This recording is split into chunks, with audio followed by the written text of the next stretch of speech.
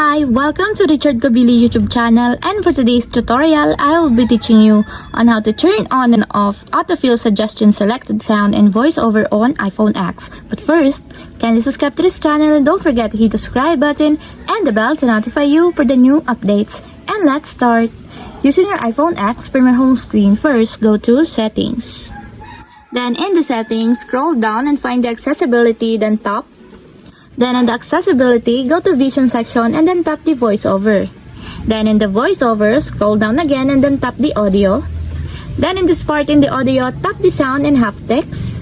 Then in the sound and haptics, scroll down and then go to text editing section, then tap the autofill suggestion selected. Then in the autofill suggestion selected, find the sound, and as you will see, there's a switch button located on the side of it. Then all you have to do is just tap it to enable until it becomes green.